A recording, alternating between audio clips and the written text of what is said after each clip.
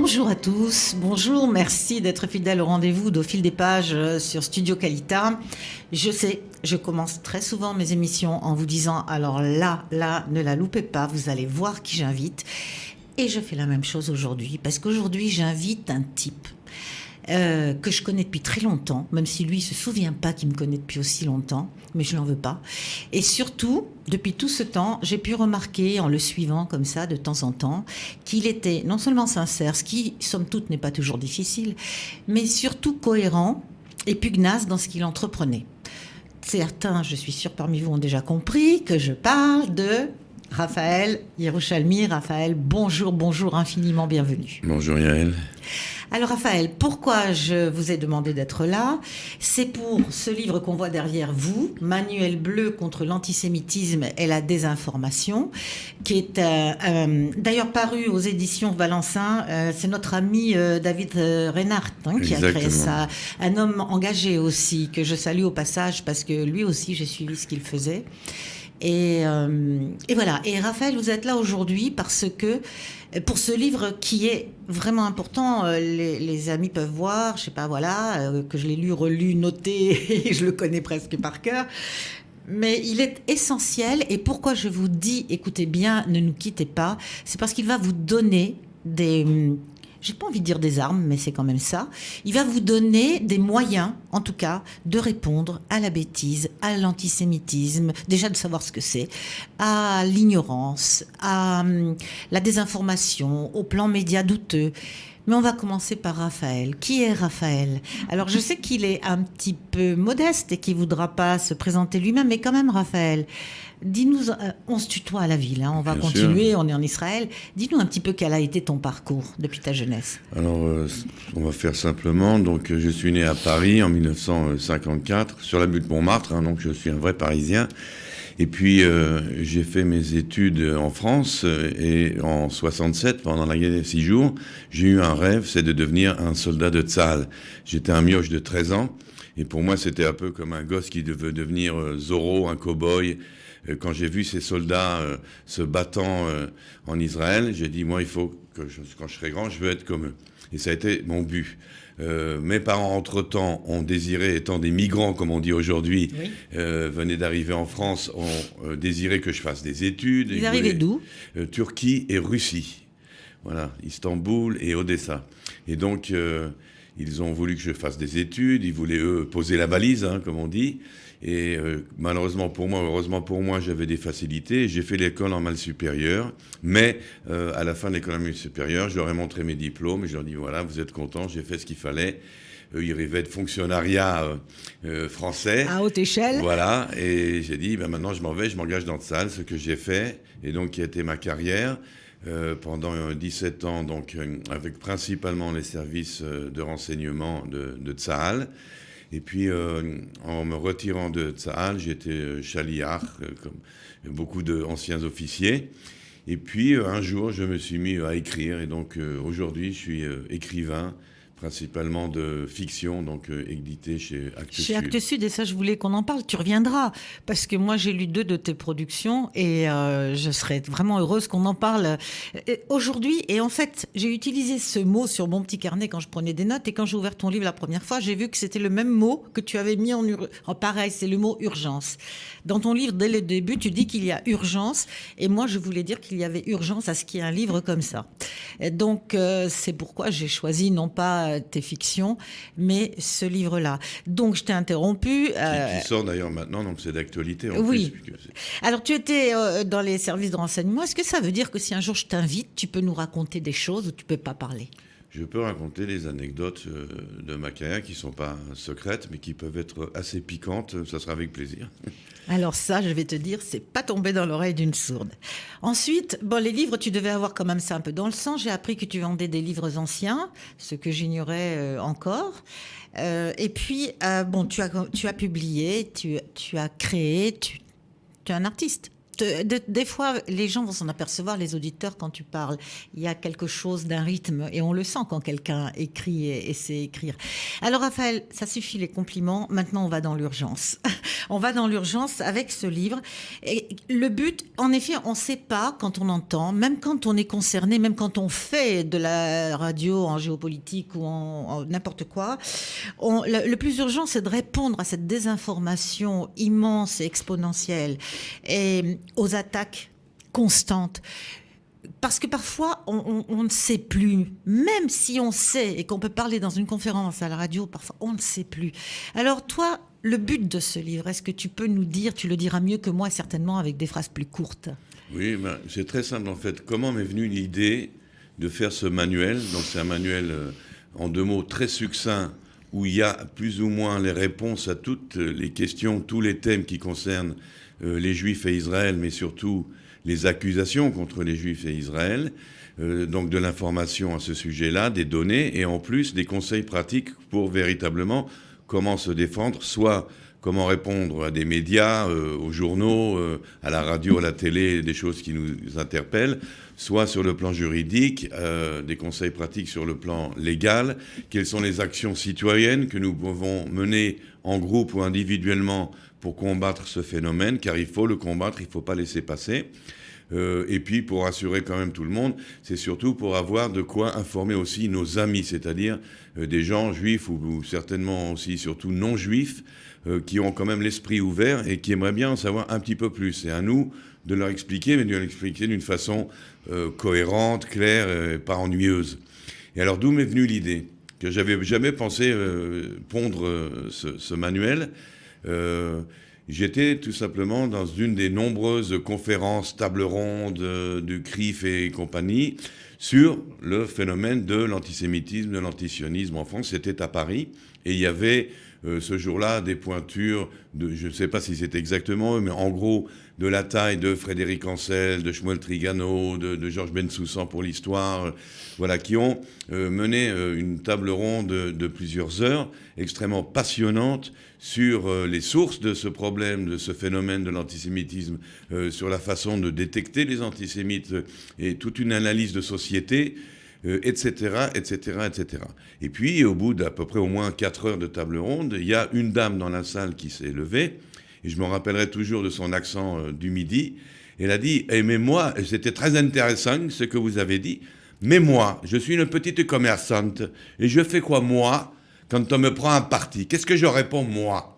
Je ne suis pas M. Trigano, je ne suis pas M. Bensoussan. » Et alors je me suis levé du milieu de la salle, et j'ai dit, madame, ce que vous venez de dire, c'est tellement important, je vous promets, ça prendra 3 semaines ou 3 mois, mais je vous donnerai votre outil pour que vous, petite commerçante, vous ayez aussi des réponses percutantes et irréfutables, historiques ou autres, pour répondre du tac au tac aux attaques. Mais je précise tout de même que le but de ce livre, alors vous avez compris, quand je vous explique ça, ce livre est en fait un concentré de tomates, de choses très intelligentes dites dans d'autres endroits, dans d'autres livres, beaucoup d'informations historiques, toutes vérifiées à 300%, donc il n'y a aucune citation, aucun chiffre dans ce livre qui est réfutable.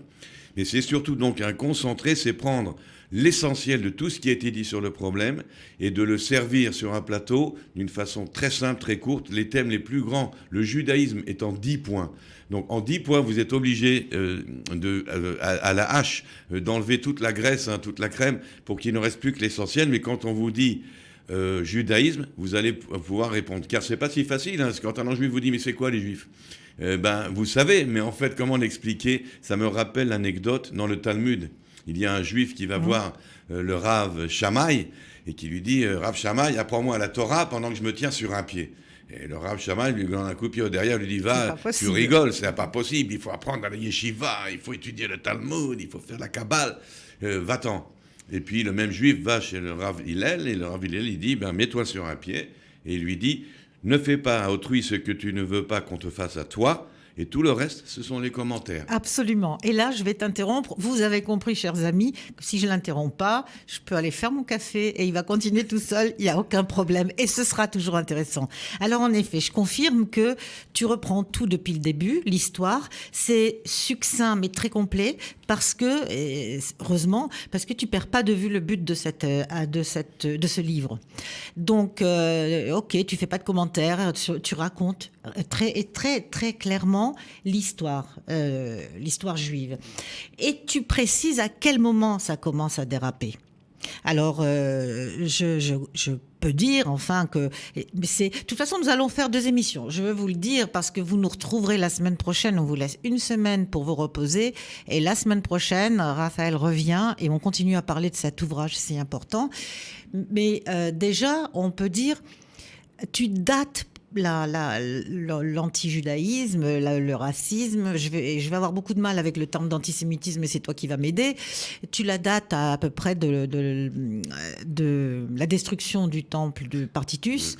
Donc on est en l'an 70 et c'est là qu'on lance l'histoire de Déicide. Et c'est très très important, oui. Justement, parce que l'antisémitisme n'est pas quelque chose qui arrive spontanément. C'est pas un racisme habituel.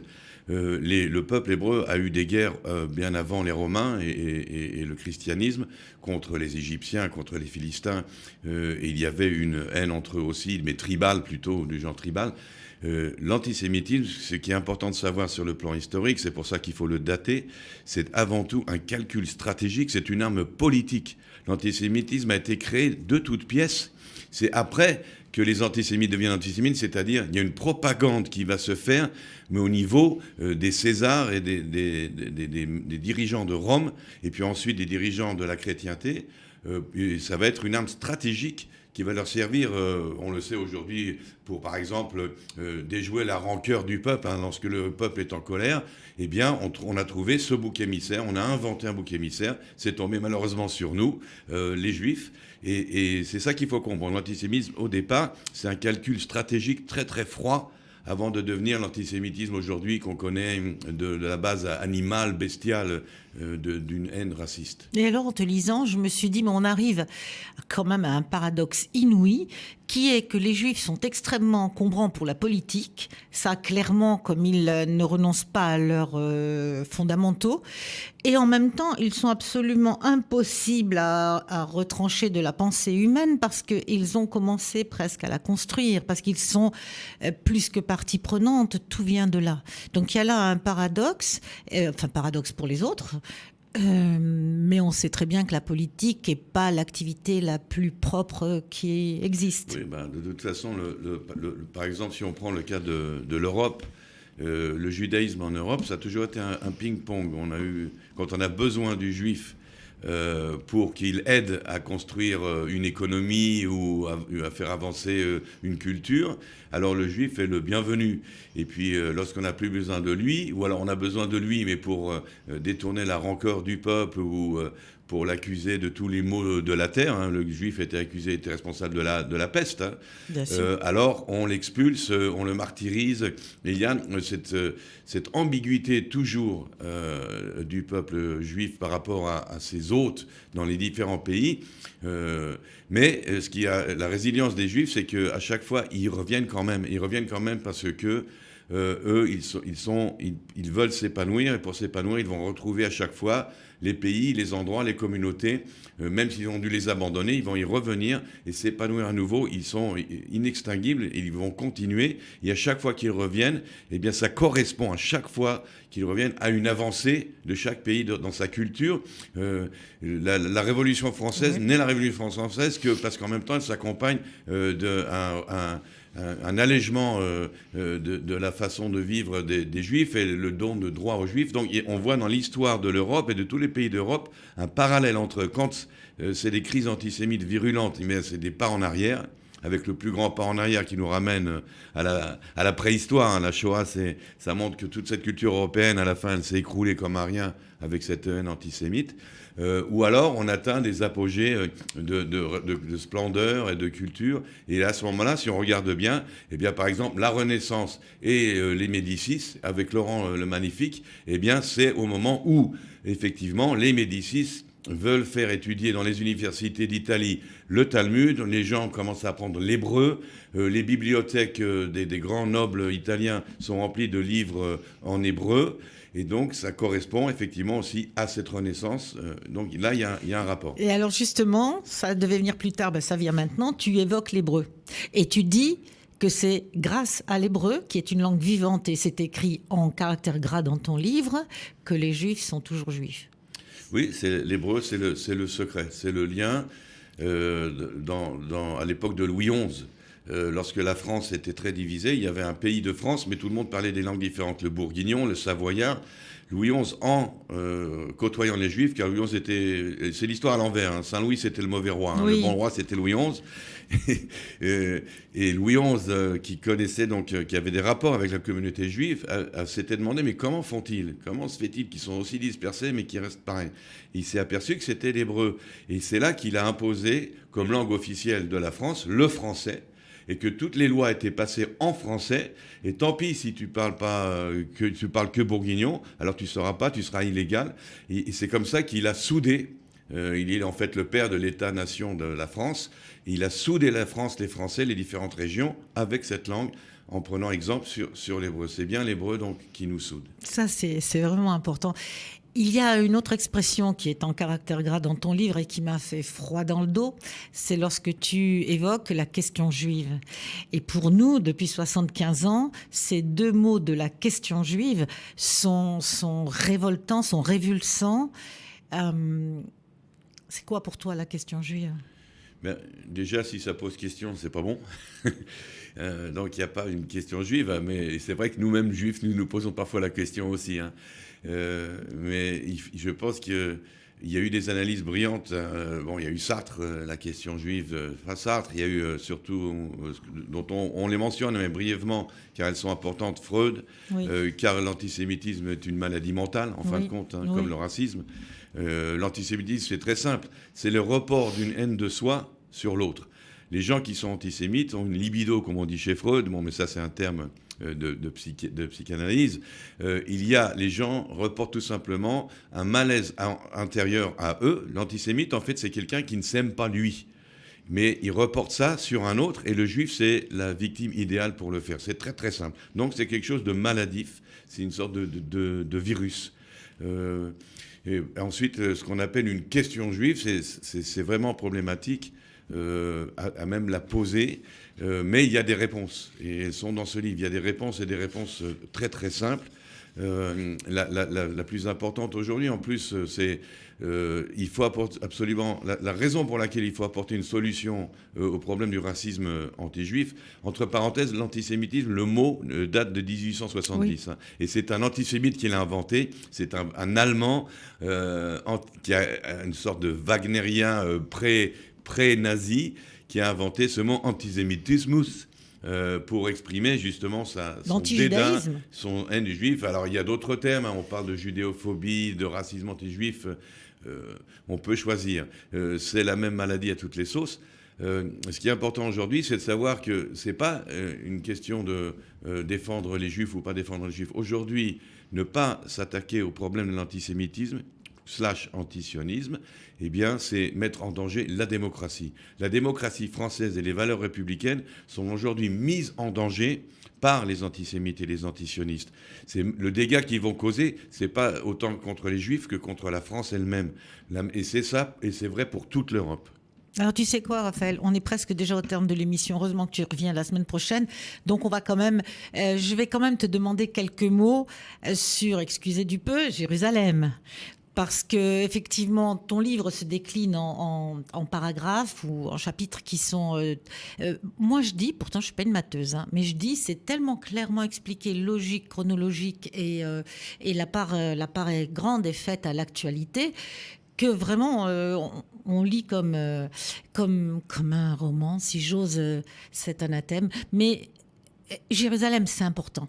On pourrait peut-être conclure provisoirement notre entretien en t'écoutant parler de Jérusalem, qui est évoqué je ne sais combien de centaines de fois dans la Bible, et je te laisse dire la suite. Alors, d'abord, le dernier truc, la dernière invention, après le boycott même de BDS, la dernière invention antisémite, raciste, anti-juif, c'est de nous dissocier, de nous désolidariser de notre propre histoire, de nous refuser en fait notre propre identité. Oui. L'UNESCO a tenu à insister sur le côté palestinien, arabe, musulman de Jérusalem et a nié carrément, l'UNESCO a nié notre lien historique à Jérusalem. Et ça, c'est ce que voulait faire Hitler. Hitler non seulement voulait supprimer les Juifs physiquement, mais aussi supprimer leur culture, leur rapport au judaïsme. Et donc, dans les 10 points, donc comme tu l'as dit, c'est toute chose est en 10 points. Jérusalem, c'est un vaste sujet, c'est une histoire longue, mais en fin de compte, pas si longue que ça. En 10 points, je signale aussi que les 10 points, en plus, qui sont concis, il y a écrit en gras l'essentiel du point. Donc, oui, on peut visuellement regarder la page. Et très c'est ça, vite. C'est pour ça que je faisais référence à par thème quand on est en débat. Mais donc, sur Jérusalem, il y a, dans mon exposé, il y a d'abord, effectivement, les bases historiques, culturelles, 3-4 faits vraiment indéniables qui montrent à quel point Jérusalem est la capitale du peuple juif, qui montrent aussi que Jérusalem n'est pas à nous. Nous appartenons à Jérusalem. La Terre Sainte ne nous appartient pas. Nous ne sommes pas des conquérants. Nous sommes les enfants d'Israël. Les enfants de la Terre Sainte, nous appartenons à la Terre Sainte. Et Jérusalem aussi doit se mériter, car Jérusalem, c'est aussi une idée, c'est pas seulement un lieu géographique. Et qu'est-ce que, par exemple, doit-on faire pour mériter Jérusalem? Ce que font aujourd'hui les Israéliens. C'est la seule fois dans l'histoire de Jérusalem qu'il y a ici, aujourd'hui, liberté de culte pour tous, absolue. Ça n'a jamais existé dans l'histoire de ce pays, ça n'a existé que maintenant, avec le retour donc des Juifs sur leur terre. Tout à fait. Eh bien, je te remercie beaucoup. Je te dis à la semaine prochaine, même heure, pour continuer, parce qu'on a à peine évoqué le sujet en fait, continuer ensemble. Merci à vous tous d'avoir été nos auditeurs, nos spectateurs. C'est toujours un plaisir de vous retrouver et ça n'est pas qu'une formule. Merci donc, à la semaine prochaine. Au revoir.